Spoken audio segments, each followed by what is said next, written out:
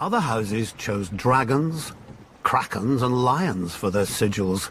We Tullys took the trout, that most terrifying of fish, especially when it leaps out of the water. I suppose you don't have many options when you live in the Riverlands. Could have been worse. We could have been minnows or wheat. After all, we make a lot of it. Though a land doesn't get as fertile as ours just by water. The old river kings, storm kings, and the kings of the rock spilled blood here for thousands of years, squabbling like children over a new toy, until the Ironborn came and spanked them with their axes. Under Harren the Black, their kingdom stretched all the way to the God's Eye, where they built the largest castle Westeros had ever seen.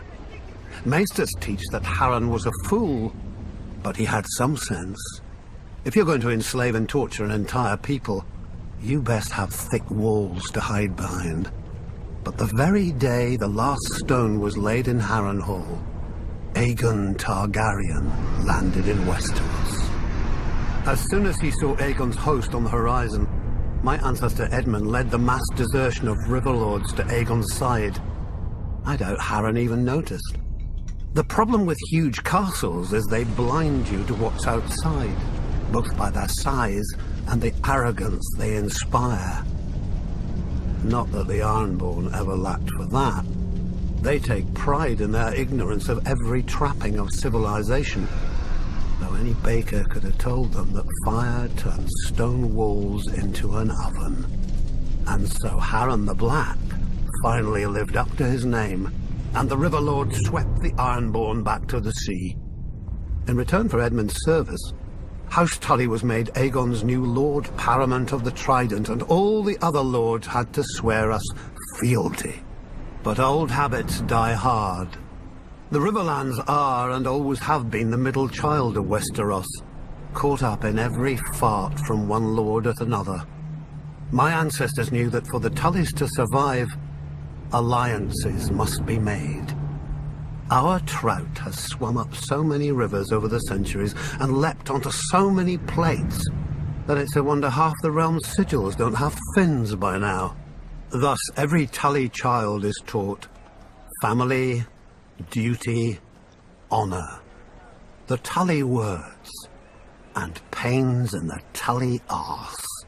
When I returned from the War of the Ninepenny Kings, people called me Sir Brendan.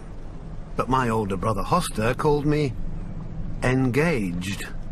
A great match with a very rich house, to be sure, but I just fought and killed a great deal of men and had no desire to be told when and whom to marry.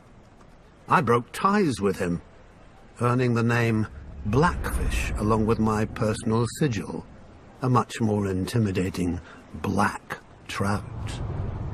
I was too stubborn at the time to realize that while other houses fight with swords, House Tully fights with marriages.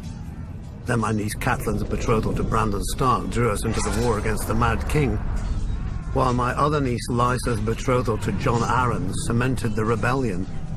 If I'd have obeyed my older brother earlier, we'd have had the largest navy in Westeros with us then as well, and our victory would have been swift.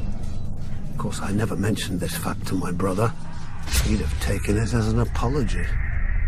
My brother is dead now, and my nephew Edmure rules in Riverrun, God's help us. A trout that can't tell the worm from the hook. But he is a Tully, and he is unmarried, and there is a war. We all know how this story ends. Maybe she'll be beautiful. Maybe she'll be rich. As long as she brings swords and men to House Tully, she could look like the fish we hang all over Riverrun. He'll honor his duty to family and swallow it. One blackfish per family can be overlooked. Two, and we'd have to change all those pretty banners.